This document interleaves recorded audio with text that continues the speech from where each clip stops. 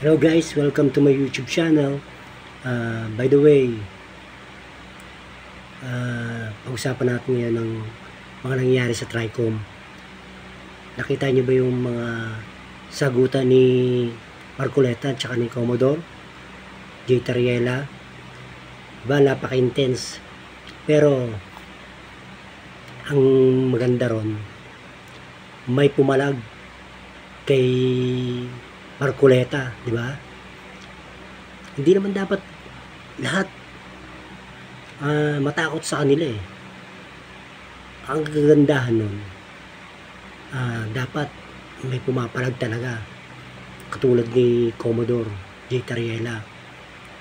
Kasi ang gustong palabasin ni Marcoleta, humingi ng sorry si Commodore J. Tariela sa kanya. Alam naman natin na totoo naman ang sinabi, di ba? Mismo si Marcoleta ang nagsabi na haka-haka lang natin ang West Philippine Sea.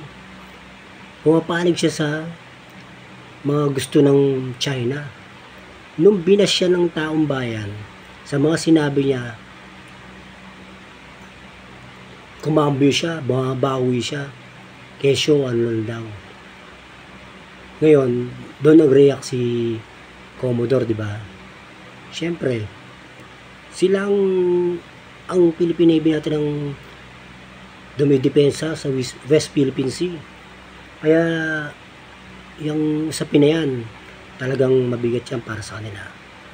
Etong si Marcoleta, palibasa, tuta ni Digong na maka-China, imbis na kampihan niya ang kapwa niya Pilipino at ipaglaban ang soberenya ng ating bansa, ang ginagawa pa, nililihis nila at pinaiikot nila ang taong bayan para sa kabubuti, para pabor sa China. Noon pa man, di ba, alam na natin nung panahon ni Duterte, talagang tinatakot nila tayo na kesyo gegerahin tayo ng China, hindi natin kaya, kahit alam na natin na nanalo tayo sa UNCLOS, sa arbitration tungkol dyan sa West Philippine Sea. Tsaka kumalaw ang pag-iisip mo, di ba? Ang lapit-lapit natin doon sa mga islang, mas malapit tayo sa mga islang pinag-aagawan. Bakit kailangan papabor ka sa gusto ng China? Bakit hindi naturingan mambabatas pa naman? Diba? Ayun na nga, gustong palabasin ni Marcoleta na humingi ng sorry si J. Tariela sa mga comment niya, pero alam naman natin na wala namang sinabing si Commodore na gano'n, na traitor siya. Siyempre, mga vlogger, pag naglagay ng title, pinalalaki yan. Pero sa totoo lang, may pagta-traitor naman talaga doon, di ba? Sa mga sinabi niya. Kasi wala naman sa usapan yun talaga eh, doon sa TRICOM.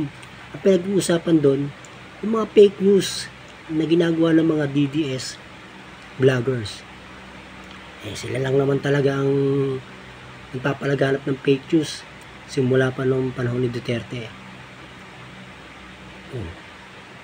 Ngayon, bakit napasok tong West Philippine Sea sa usapan na hindi naman dapat? Diba? Tapos pinalalabas niya, nagawa-gawa lang daw yung West Philippine Sea.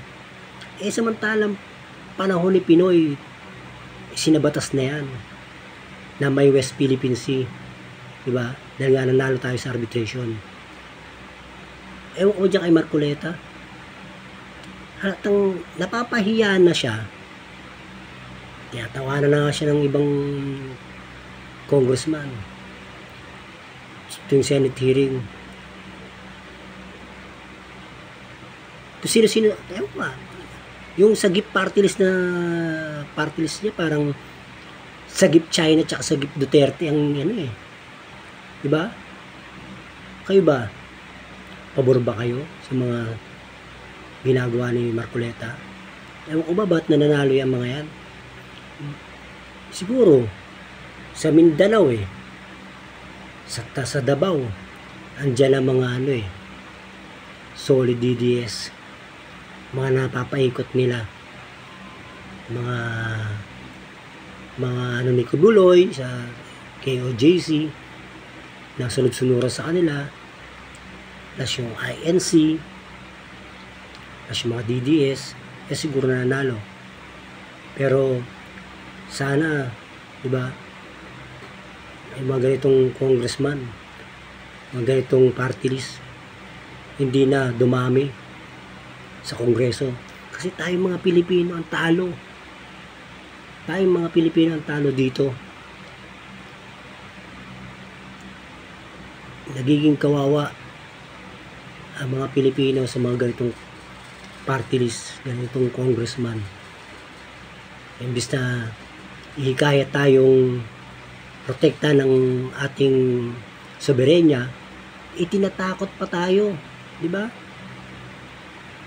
Tinatakot pa tayo na at sinasabing mali o tayo ang mali.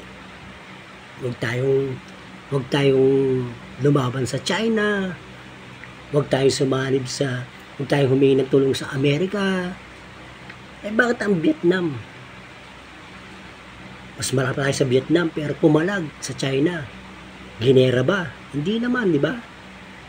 Kaya simula ng panahon ni Duterte, yan ang nilagay sa isipan ng mga Duterte, sa isipan ng mamayang Pilipino na baka girahin tayo ng China. Kaya ng panahon ni Duterte, talagang natakot ang tao eh. Matakot. Kaya lalong lumakas ang loob ng China. Kaya gustong-gusto ng China na manalo ang mga taga-Davao, mga katulad nila.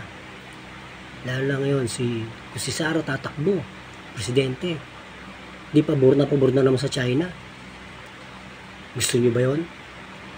Kaya tama lang yung ginawa ni Commodore J. Tariela. Pumalag siya at hindi siya nagpasindak kay Marcoleta. Sana ganun din sa ibang senador, lalo na sila Rapi Tulfo, sila, di ba? Kung baka hasta sa mga government official, sa police, kaya sila eh. Kaya sumisikat sila eh. Gusto nila yung sila na susunod lagi, wala nang proseso na na nangyayari. Gusto nila pag sinabi nila, yun na yung instant justice. Di ba? Kaya kung dadami sila sa Kongreso at Senado, kawawa ang mga Pilipino. Kawawa tayo. Kasi wala. Magiging sunod-sunuran lang tayo at maniniwala ng gusto sa kanila.